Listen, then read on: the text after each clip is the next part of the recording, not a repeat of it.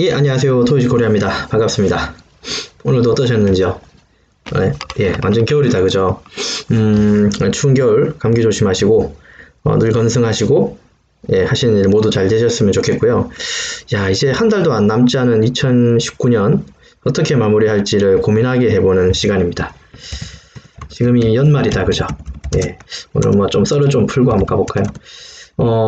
연말에 이루고자 했던 것도 되게 많았을 거고, 올 초에요. 2019년도를 시작하시면서 계획된 것들도 되게 많았을 거고, 이뤘거나, 그죠? 혹은 그렇지 못하거나, 되게 많았을 것 같습니다. 어쨌든 다사다난한, 저한테도 그런 한 해였기도 하고요. 지금 여러분들도, 지금 제 강의를 듣고 계신 여러분들도 다사다난한 한 해를 보내고 계시지 않을까 싶습니다. 다가오는 2020년도는 좀 계획성 있게 무조건 실행해 나가시는 그런 사람이 되었으면 좋겠습니다. 이 실행이 굉장히 중요한데요. 저도 이제 유튜브를 시작하면서 이제 어떤 실행을 할까 되게 많은 고민을 했지만, 적어도 하루에 두세 건 이상은 등록을 하자, 그런 이제 주의였습니다. 물론 그렇게 실천을 하고 있는 이제 중이고요. 어쨌든 여러분들도 계획된 것들, 생각하고 있으셨던 것들 모두 다 잘 이뤄내시기를 기원합니다. 자, 이제 수업을 진행하도록 할게요.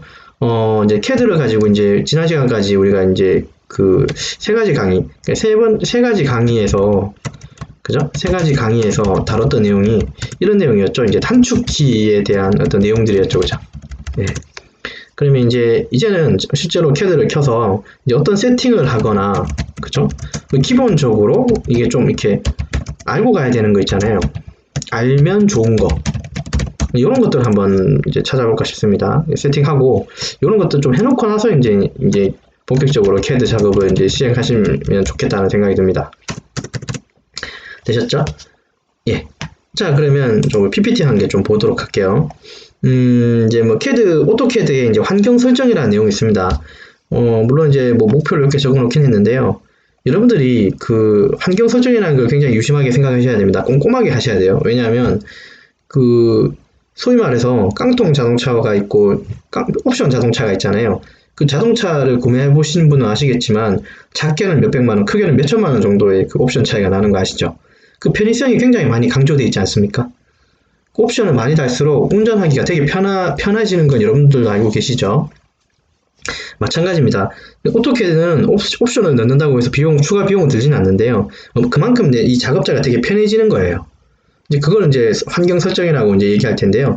환경 설정을 나한테 맞게끔 혹은 지금 현재 직장에 맞게끔 바꿔놓으면 내가 두 번 일 안 해도 되고요. 내가 편하고 빠르게 실행할 수 있습니다. 결국 이제 이런 환경 설정이 결국 우리가 이제 가야 되는 목표는 뭐냐면 굉장히 중요한 게 있는데요. 실무 능력 때문에 그렇습니다. 이게 환경 설정이라고 해도 저는 과언이 아니라고 생각합니다. 예, 그만큼 중요하다고 이해하시면 되고요. 여러분들한테 한 가지 한번 여쭤보고 싶은데요. 여러분들은요, 실무란 무엇이라고 생각합니까? 실무란 무엇인지 혹시 고민해 보신 적 있으신지요? 실무란 무엇인지요? 그죠? 막연히 실무를 말씀드리니까 좀 애로사항이 있다, 그죠? 지금 강의를 하고 있는 저 같은 경우에 실무는 전 이거라고 생각합니다. 정답은 아닐 테지만 시간을 줄이는 것, 이게 바로 실무라고 생각하는 사람이에요. 이 시간을 줄이기 위해서 우리가 오토캐드의 단축키를, 그 어려운 단축키를 우리가 손가락으로 기억하게 만든 거예요. 왜냐하면 도면을 빨리 그려야 되니까요. 그죠? 실무란 시간을 줄이는 겁니다. 자, 이런 비교를 해볼까요? 신입 사원이 있고요. 그 다음에 1년차 사원이 있고요. 그 다음에 3년차 사원이 있고요. 그 다음에 10년차 사원이 있어요. 많겠지만. 자, 그러면 같은 일을 이 네 명한테 줄 때, 어떤 A라고 하는 일을 줬을 때요. A라고 하든 어떤 잡이라고 하든 어떤 일을 줬을 때, 일을 맡겼을 때, 신입사원이 걸리는 시간과 1년차 사원, 3년차 사원, 10년차 사원이 걸리는 시간이 같으면 안 되죠? 이건 상식 아닌가요? 그죠? 1년차 사원은 신입사원보다는 조금 더 빨리 끝내야 되죠. 그렇지 않습니까? 그리고 3년차 사원은 신입사원보다는 훨씬 더 빨리 일 끝내야 되죠. 물론 3년차 사원한테 신입사원이 해야 되는 일을 주지는 않습니다만은, 그게 이제 현실적으로는 그래요. 그죠? 어쨌든 간에 같은 일을 한답시고 같은 4명한테 똑같은 일을 줬을 때 그 걸리는 시간이 같아지면 안 돼요. 적어도 3년차, 10년차 이분들은 같은 일을 해도 이미 그 일을 끝내고 다른 일을 또 하고 계셔야 돼요. 그게 실무입니다. 그래야지 연봉을 더 많이 챙겨갈 수 있는 구조라고 생각하셔야 돼요. 그래서 제가 내린 결론은 그렇습니다. 실무라는 게 딴 게 아니라요. 시간을 줄이는 노력을 하는 것이 바로 실무라고 생각합니다. 그리고 다른 일을 하셔야지 그게 실무라고 생각해요. 아셨죠? 우리가 성공할 수 있는 길은 뭐예요? 지금 하는 일을 잘 끝내놓고 다음에 하는 일을 또 계속 이어나가는 게 중요하겠죠? 자, 그렇다면 그런 맥락에 이제 환경 설정을 제가 좀 갖다 붙여서 얘기한 겁니다. 이게 정답은 아닐 수도 있어요. 제 생각일 수도 있고요. 자, 다시 돌아와서요. 오토캐드를 활용하기 전에 프로그램의 기본적인 환경을 설정하는 것이 작업 능률을 높이는 거라고 제가 써있죠. 그죠? 그 다음에 이제 좌표계나 도면층을 이해하고 실무를 시작할 수 있다고 이제 이런 목표를 가지고 이제 내용을 좀 얘기하도록 할게요. 캐드를 이제 시작하시고 나서 세팅해 주셔야 되는 게 있어요. 이런 얘기를 했을 겁니다. 단축키 얘기할 때 오른손은 마우스 갖다 놓고 왼손은 검지손가락이 F번에 F 키보드에 그 다음에 엄지손가락은 스페이스바에 얹어 놓으라고 그랬던 말이 혹시 기억나시는지 모르겠습니다. 이건 제가 이제 캐드의 기본 자세라고 생각해요. 오토캐드에서의 엔터는 스페이스바라고 얘기했어요. 스페이스바는 엔터고 엔터가 스페이스바라고 얘기했어요. 똑같다는 그 의미를 그때 말씀드렸고요. 자, 그 다음에 여기 보시면 몇 가지가 있는데 요 대괄호로 쳐놓은 요것들은 오토캐드의 명령어 키라고 생각하시면 돼요. 자, 그럼 실제적으로 오토캐드라고 하는 이걸 열어서요. 여기다가 피크박스라고 한번 쳐볼까요? 피크박스. 이게 어떤 거냐면 요 중간에는 요 십자선, 요 십자 사각 박스 보이시죠? 요 크기를 제어하는 거예요. 물론 1에서부터 뭐 10이든 1에서 100이든 어쨌든 숫자를 주면 그 수치에 맞게끔 요 피크박스 요 자체가 작아지거나 커질 겁니다. 엔터 치고요. 지금 7이라고 보이시죠? 요거를 한번 10으로 한번 해볼까요? 좀 더 커졌다는 느낌이 혹시 드나요? 자, 스페이스바 한번 더 눌러볼게요. 자, 이거를 1로 한번 바꿔보겠습니다. 아, 쥐똥만해졌죠? 네, 맞아요. 그러면 쥐똥만해졌으면 이게 장단점이 있죠. 여기 박스가 작으면 작을수록 어떨까요? 세밀한 부분을 굳이 확대를 안 해도 선택이 가능하죠. 근데 이거 지금 여러분 눈에 보이십니까? 아, 그렇죠. 불편하죠. 그래서 제가 여기 PPT창에 이렇게 해놨어요. 그 크기는 5에서 7 정도가 적당하다고 제가 써놨습니다. 그래서 다시 스페이스바 누르시고 혹은 피크박스라고 다시 치시고요. 이걸 5 내지 7로 한번 바꿔보세요. 저는 7로 하겠습니다. 그럼 적당한 크기가 되시는 거예요. 결국은 어떤 선들이 이제 이렇게 있으면 이런 선들을 이렇게 클릭하기 위해서 있는 거잖아요. 클릭하기 위해서. 예, 그럴 때 이제 피크박스를 쓰시면 크기를 제어할 수 있어요. 그죠? 그 다음에 리미츠라고 하는 내용이 나옵니다. 도면의 한계라고 하는 용어를 좀 나오는데요. 이거는 지금 당장은 여러분한테 의미가 없을 수도 있어요. 왜냐하면 캐드에 지금 우리가 보는 이 화면은 여러분 생각에 가로 세로의 이 전체 넓이는 얼마일 것 같아요? 그죠? 얼마인 것 같습니까? 캐드에서. 정답은 무한대입니다. 캐드 화면의 크기는 지금 무한대예요. 네, 무한대예요. 그러면 도면을 한 장만 그려도 되고 100장, 200장, 1000장, 10,000장 그릴 수 있겠죠? 근데 같은 파일에다가 그렇게 하나의 파일에다가 많은 도면을 그리면 장단점이 있습니다. 일하기는 쉽죠. 근데 그 파일이 날아가면 어떻게 됩니까? 위험한 거예요. 그죠? 리스크가 굉장히 많아요. 그래서 설계를 하실 때 뭐 나름의 노하우라고 하면요. 여러분들이 백업을 정말 잘 해주셔야 됩니다. 설계의 기본은요. 그러니까 이제 캐드 사용의 기본은 물론 환경 설정인데 그거보다도 더 기본이 있어요. 더 기본이 있어요. 바로 저장을 잘 하셔야 됩니다. 컨트롤 S가 우리가 원래 저장이시죠? 컨트롤 S인가요? 요 키 누르시면 저장이 되죠? 혹은 홈키에 들어가셔서 저장을 눌러도 됩니다. 어쨌든 저장하는 건 어렵지 않아요. 근데 어렵지 않는데 잘 안 하세요. 이상하죠? 어렵지 않은데 저장은 정말 안 하세요. 지금 여기 앉아서 강의를 하고 있는 저 같은 경우도 설계를 했던 사람으로서 말씀드리면 전 딱 2번의 경험이 있습니다. 어떤 경험요? 데이터를 날린 경험이 있어요. 데이터를 날린 경험이 있어요. 아, 정말 진짜 쥐구멍이라도 들어가고 싶은 심정이었습니다. 아주 제가 이제 그 연차가 얼마 되지 않았을 때 날린 경험. 그리고 어느 정도 연차가 찼을 때 날린 경험. 그 어느 부분에서 제가 데미지가 컸을까요? 연차가 어렸을 때, 작을 때 그거 하고, 연차가 있을 때, 어느 쪽이 데미지가 클 것 같습니까? 예, 상식이겠지만, 이쪽이 데미지가 컸었어요. 연차가 있었다는 소리는 제가 갖고 있는, 내 스스로가 갖고 있는 백데이터가 되게 많았었겠죠. 그죠? 그걸 한번 날린다고 한번 생각해 보세요. 아, 예, 그렇죠. 하늘이 무너지고 세상이 노랗게 보입니다. 그래서 여러분들은 항상 이 개념을 잊지 마셨으면 좋겠어요. 백업은 정말 주구장창 해야 되고요. 저장은 진짜 심심할 때마다 해야 돼요. 그리고 CAD의 확장자는 기본적으로 얘죠. DWG고요. 그리고 얘가 만들어지면서 얘도 만들어져요. 근데 BAK 이 파일이 싫어서 어떤 사람들은 자동으로 안 만들게 하기도 하거든요.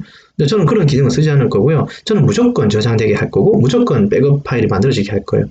얘가 나중에 어떤 큰 힘을 발휘하는지는 아주 놀라운 걸 발휘해요. 여러분들이 모르고 이 파일을 잊어먹어도요.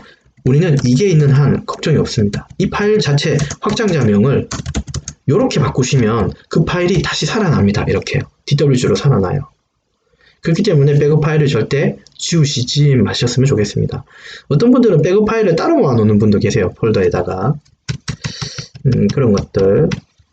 아, 이제 생각납니다. 그 복구, 제가 날렸던 그 하드디스크를 살려줬던 그 회사 이름이 명데이터였습니다. 이제 기억나네요. 지금도 하고 있는지는 잘 모르겠습니다만. 어쨌든, 연차가 있을 때 데이터 날리면 정말 큰일 납니다. 연차가 없을 때는 뭐 가지고 있는 데이터도 작으니까 욕먹을 일도 많이 없죠? 연차 있을 때는 진짜 본인이 힘듭니다. 주변에 욕먹는 것보다. 어쨌든 컨트롤 S를 누르셔서 반드시 즉시 저장하십시오. 잊어먹지 말고 밥 먹듯이 하셔야 되는 게 저장이라 그랬어요. 자, 한 번 더 강조합니다. 저장은 밥 먹듯이 하셔야 돼요. 그리고 주기적으로 백업은 하셔야 돼요. 잊지 마시고. 자, 다시 파일로 넘어옵시다. 자, PPT 보시면, 자, 이제 도면의 한계라고 하는 거는 뭐냐면요. 저는 이렇게 생각합니다.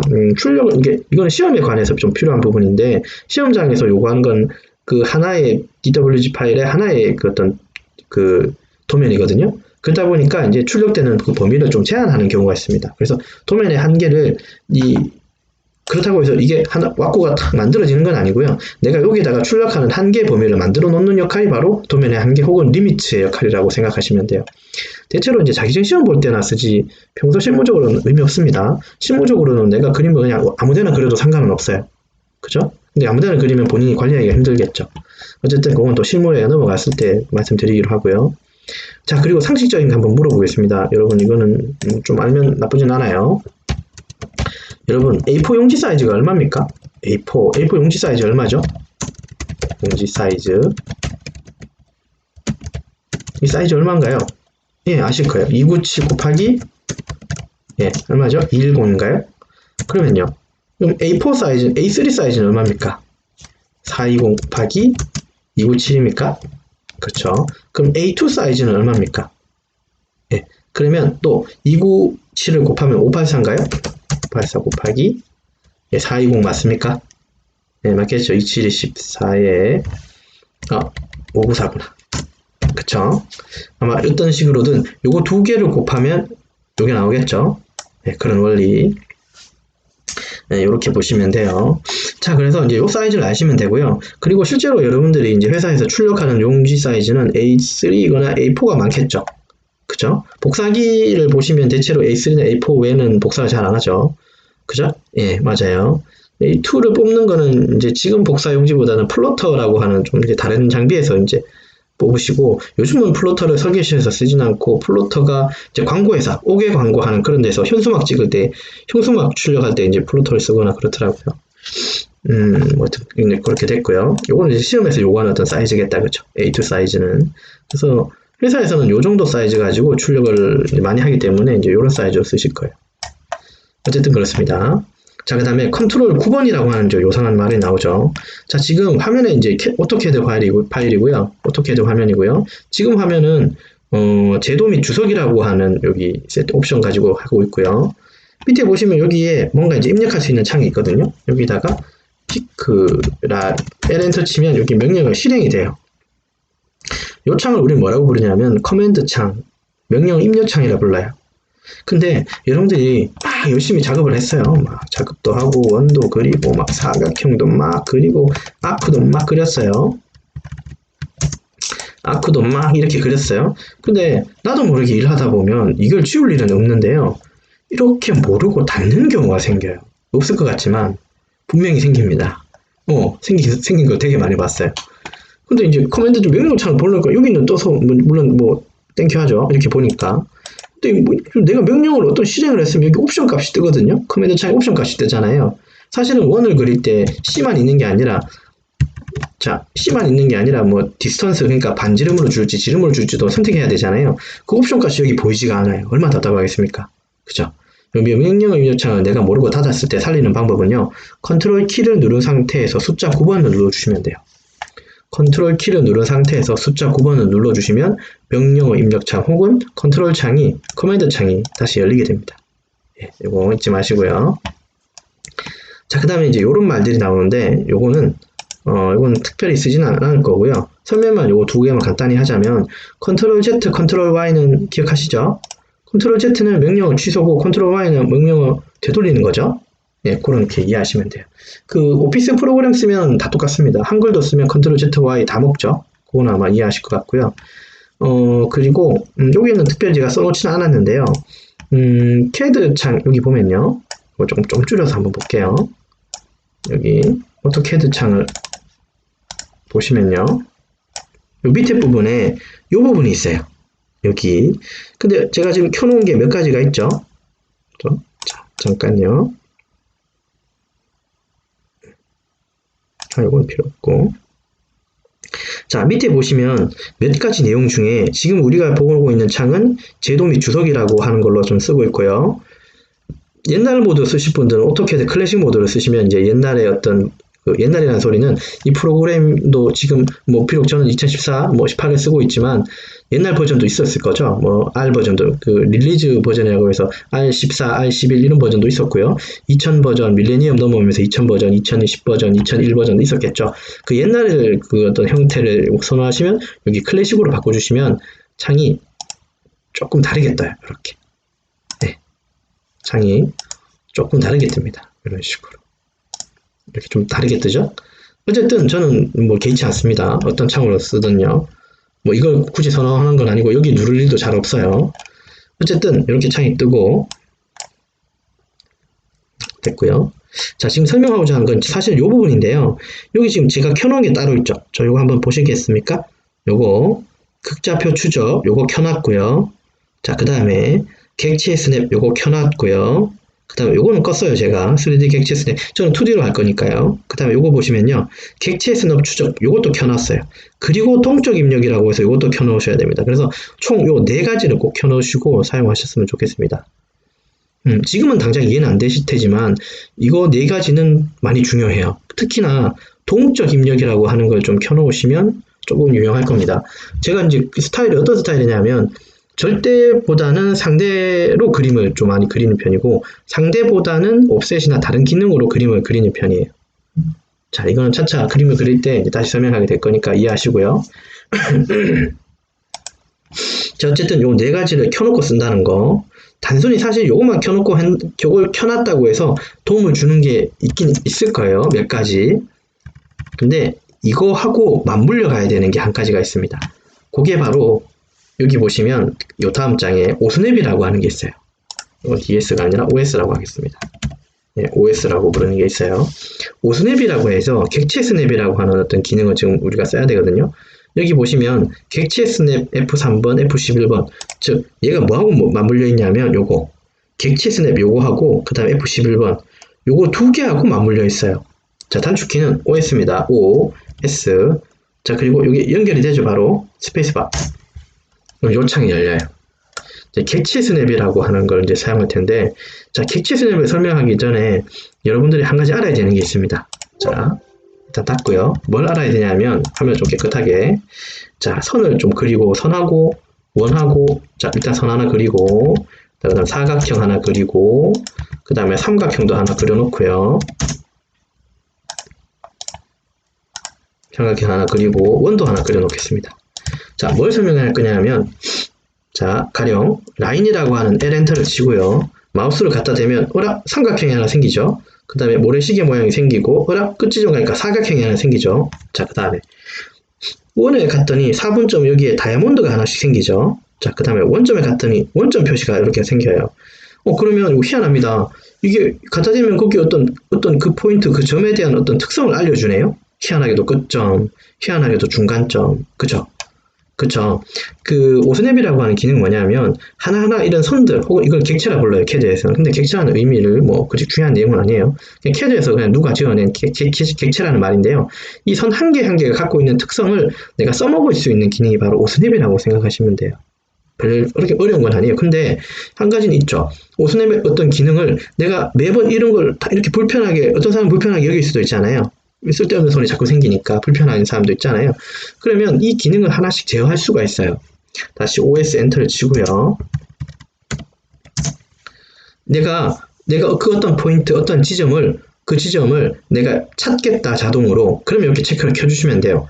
자, 그래서 끝점에 가면 여기 사각형이 생기도록 그 지점을 내가 찾겠다 자동으로. 그렇다고, 그래서 이제 여기 체크를 켜놓은 거고, 끄면 아마 끝점에 가면 이 모양이 안 나올 겁니다. 한번 해볼까요? 자, L 엔터 치시고 갖다 대면 예, 사각형이 생기나요? 사각형이 사각형이 안 생기죠? 분명히 사각형이 뭔가 생겼는데 사각형이 안 생겨요.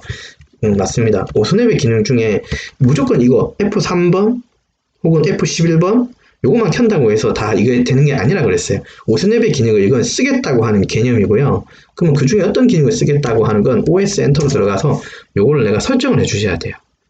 그래서 설정은 저는 이렇게 씁니다. 이렇게 캐드가 버전이 좀 이제 높아지면요, 이 부분이 조금 더 추가될 수도 있어요. 어쨌든 이렇게 쓰시면 돼요. 이렇게.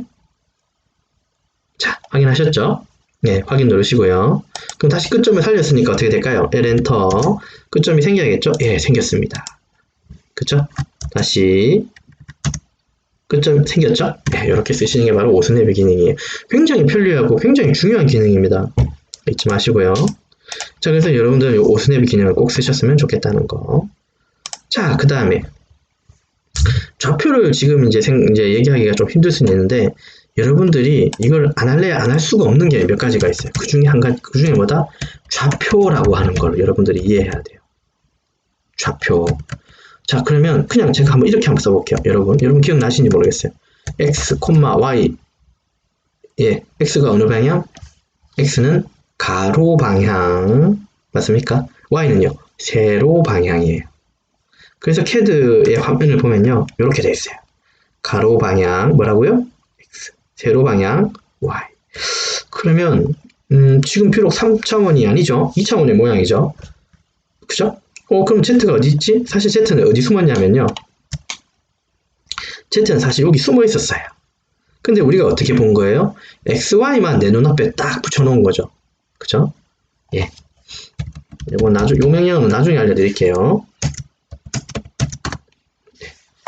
자, 아셨죠? 그래서 좌표를 여러분들이 이해해야 됩니다. 그게 바로 이제 X, Y라는 이런 표현을 썼어요. 자, 그러면 한번 물어볼게요. 그러면 15, 10이라는 건 어떤 뜻입니까? X로 10, Y로, X로 15, Y로 10, 이 뜻 맞죠? 네, 이게 좌표입니다. 근데 막연히 이렇게 쓰는 것도 쓰는 거지만 원점이라고 하는 개념도 여러분들 알고 계셔야 되죠. 이제 원점이 뭐죠? 원점. 그죠? 각 축이 서로 교차하는 부분이죠. 점. 그 지점, 이 바로 원점 아닌가요? 가령 여기서 원점이 어디입니까? 여기가 원점인가요? 여기가 원점인가요? 아니죠. 여기가 원점이에요. 교차하고 있으니까요. 예, 그 부분을 원점이라 부르고 원점은 좌표기 어떻게 부를까요? XY를 0, 0이 되겠죠. 예, 이렇게 됩니다. 이해하셨죠? 좌표기에 대한 개념을 여러분들이 알고 가야 돼요. 그러면 원점을 알았고, 그러면 원점 기준에 요 지점을 읽을 수 있겠어요? 가령 여기서부터 여기까지 x가 10, y가 15라고 치면 우린 이 지점 어떻게 있습니까? 10, 15라고 읽어주면 되죠. 맞죠? 됐죠? 그 다음에 자, 요까지가 10이라 칩시다. 요거 10이니까 요 지점은 x로 20, y로 15 이렇게 읽으면 되겠죠. 근데 요거 기준으로 읽었다 그죠? 요렇게 10, 10 그래서 x 20, 요거 15 y15, 즉 x20, y10 이렇게 읽은 거죠. 그러면 이렇게 읽은 방식은 무슨 방식인가요? 예, 여기 원점을 변하지가 않았죠. 절대 방식으로 읽은 거 맞죠? 예, 맞아요. 좌표계에는 그래서 좌표라고만 얘기하면 사람들 헷갈립니다. 그래서 우리는 좀 더 명확하게 해줘야 됩니다. 절대 좌표라는 말을 써야 되고요. 그리고 요거 절대하고는 다른 상대 좌표라는 게 있습니다. 여러분, 우리가 적어도 어떤 학교를 다녔죠? 그죠? 적어도 초등학교, 중학교 수업까지는 했다, 그죠? 그러면 여러분들 그 성적이라는 건 아시잖아요, 그죠? 그러면 절대 성적하고 상대 성적이 또 뭔지는 개념적으로는 알죠? 상대 성적, 그죠? 절대 성적은 뭔가요? 0점부터 100점까지 딱 정해지는 점수고 상대 성적은 어떤 건가요? 내가 철수 영희가 있었으면 영희가 철수보다 10점 높았다 그러면 상대적으로 10점 높은 거죠. 그걸 보고 상대라 불러요. 그러면 절대는 얘기했으니까 됐고 내가 이제 이 지점 여기에 있다가 이렇게 가는 이 지점은 단지 x만 옮겼어요. 그럴 때 이 지점을 상대로 읽는다면 원점에서 읽는 게 아니죠. 내가 비교해야 되니까 그 앞에 있는 거하고 비교하는 거 맞죠? 예, 맞습니다. 그래서 내가 여기 있다가 이쪽으로는 이 지점은 x10이라고만 해주시면 돼요. x10이죠. 네, 가령이요. 그렇게 읽어주시면 됩니다. 뭐 그런 게 어려운 게 아니에요. 그죠? 그래서 좌표라고 하는 개념 잊지 마십시오. 절대 좌표가 있고 상대 좌표가 있어요. 한 김에 조금 더 하자면 절대 극좌표가 있고요. 상대 극좌표가 있어요. 네. 여기서 말하는 극이라는 말은요. 각도를 얘기합니다. 아셨죠? 이것도 차차 하기로 하고 근데 이제 결론부터 말씀드리면 요거보다는 요게 필요할 것 같고요. 또 이거 쓰기보다는 요 방식이 더 나을 수도 있어요. 그리고 절대 극좌표는 잘 안 씁니다. 결론만 얘기해서. 그리고 지금 결론을 다 말씀드리면 재미가 없을 거지만 사실은 이것도 다 안 쓸 수도 있습니다. 우리는 이거보다 더 강력한 기능을 쓸 겁니다. 강력한 실무 명령어를 쓸 겁니다. 실무 명령어 기능을 쓸 겁니다. 이게 바로 어떤 방식이냐 하면 오프셋이라고 하는 아주 중요한 기능을 쓸 거예요. 이 기능을 가지고 좀 더 쉽게 그릴 거예요. 아셨죠? 옵셋이라고 하는 기능으로 좀 더 쉽게 실무적으로 그리실 거예요. 네. 이미 이 내용을 알고 계신 분이 있을 수도 있지만 어쨌든요. 지금 얘기한 건 요거 두 가지 얘기해 드렸다 그죠? 예, 좌표를 얘기해 드렸어요. 자, 다시 넘어옵시다.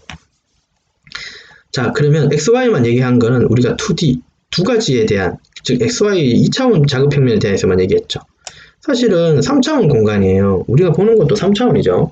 여러분 혹시 4차원, 5차원 뭐 그런 사람을 우리가 좀 이렇게 특이한 사람을 그렇게 칭하긴 하잖아요. 왜냐하면 현존하지 않는 어떤 표준화된 사람이다 보니까 4차원 그러고 5차원 그런 거예요. 우리 현재 우리가 알 수 없는 사람을 우리는 4차원이라고 불러요.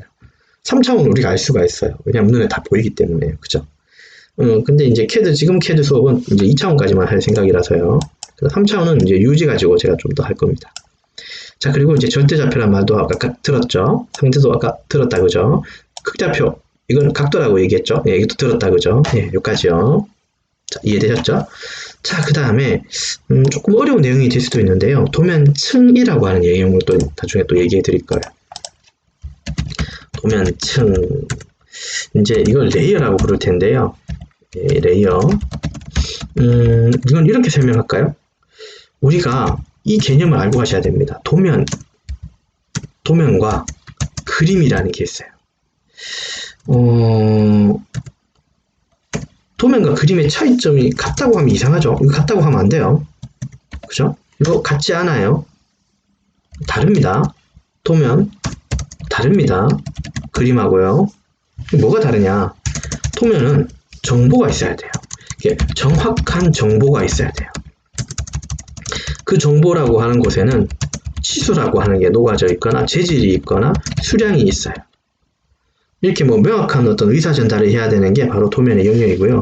사실 그림은 제가 미술을 싫어하거나 혐오하진 않는데요. 그림은 어떤 정보는 있는 것 같긴 한데 치수나 재질이나 수량은 좀 잘 모르겠어요. 제가 미술을 해본 적은 잘 없어서요. 그게 큰 차이점이긴 해요. 제가 근데 왜 갑자기 도면하고 그림을 구분 짓냐 하면 이제 미래에 여러분들이 설계를 하실 거죠. 설계를 하실 거잖아요. 그러면 그러니까 설계자만 이해하는 그림을 그리실 거냐, 그림 혹은 모두를 납득시키는, 모두에게 설명하는 그림을 그릴 거냐 이거예요. 예. 자, 그러면 여기 두 가지 이 내용 중에요. 이 두 가지 내용 중에 진정한 도면은 어디에 해당할까요? 예, 맞습니다. 여러분들이 그려야 되는, 지향해야 되는 지향점은, 가야 되는 곳은 모두에게 설명하는 그림을 그리셔야 됩니다. 그림. 이것이 바로 진정한 도면이라고 저는 생각해요. 예, 도면이라고 생각해요. 왜 도면층을, 레이어를 설명하면서 도면이 어떻고 그림이 어떻고 이런 설명을 해드리냐면, 도면하고 그림하고 지금 신입사원들한테 대체로 그렇던데, 도면을 그린 건지 자기가만 알아보려고 그림을 그린 건지 조금 잘 불분명해요. 솔직히 얘기하면요. 그죠? 의사전달이 잘 되지 않는 게 그 큰 흠인 것 같아서, 그래서 제가 뭐 주제넘게 이런 얘기를 좀 해봤습니다. 뭐 틀렸다고 반문하셔도 되겠지만 확실히 알아야 됩니다. 도면이 뭔지, 그림이 뭔지에 대한. 그리고 설계를 하시는 분들은 분명하게 얘기하지만, 자기가 만족하는 그림보다도 남에게 납득시키고 이해시킬 수 있는 그림을 꼭 그려주십시오. 그리고 그걸 우리는 도면이라고 부를 겁니다. 왜 근데 도면층을 얘기하면서 이걸 얘기했냐 하면, 층이라고 해서 도면에는 많은 정보들이 들어가죠. 그렇죠? 그러면 하다못해 선을 한 개 그려도 선 한 개가 모든 것을 표현 못 하겠죠. 그러니까 외형이 있을 거고, 숨은 선도 있을 거고, 문자라는 것도 있을 거고, 중심도 있을 거고, 그죠? 대칭도 있을 거고, 맞지 않습니까? 단면이라고 배우겠지만 단면도 있을 거고, 또 뭐가 이렇게 가상도 있겠죠. 그죠? 그럼 이런 것들을 하나의 선으로, 하나의 굵기로, 하나의 색깔로, 이건 아니다, 그죠? 맞아요. 외형, 바깥쪽을 껍데기를 그릴 때는 그 껍데기에 맞는 어떤 선의 색깔이나 굵기나 특성을 좀 줘야 될 것 같습니다. 이제 그렇게 뭔가 부여할 수 있는 어떤 기능 혹은 그 명령어가 이제 도면층이라고 하는 레이어에 다 숨어 있어요. 그 레이어를 만지셔서 여러분들이 원하는 어떤 정보들을 바꿀 수가 있고 세팅할 수가 있습니다. 그래서 여러분들이 레이어를 설정할 필요가 있어요. 이해되셨죠? 그쵸? 자, 오늘 수업은 이제 일단 여기까지인데요. 다음에 할 때는 실제로 이제 레이어도 설정하고, 물론 이제 그림을 그려가면서 이제 하나씩 이제 시작하긴 할 건데, 오늘은 무엇보다도 이제 캐드를 할 때 환경 설정에 대해서 설명을 좀 많이 해드렸습니다. 그리고 살짝 우리가 어떤 세팅을 하면 가져가야 될지에 대한 어떤 노하우 하고요. 또 오스냅은 우리는 반드시 써야 됩니다. 그럼 그럴 때 이제 어떻게 세팅하는 것. 그 다음에 이제 좌표계에 대한 아주 간단한 설명, 그 다음에 레이어, 도면층에 대한 그 필요한 필요성에 대해서, 그리고 가장 중요한 거, 설계를 할 것인지 그림을 그릴 것인지. 근데 우리는 뭘 해야 돼요? 그쵸, 모두에게 설명하는 그림, 즉 도면을 그려야 된다는 게 우리가 캐드를 사용하는 목적입니다. 아셨죠? 자, 요거 잊지 말고 요까지 기억하도록 합시다. 수고하셨습니다. 고맙습니다.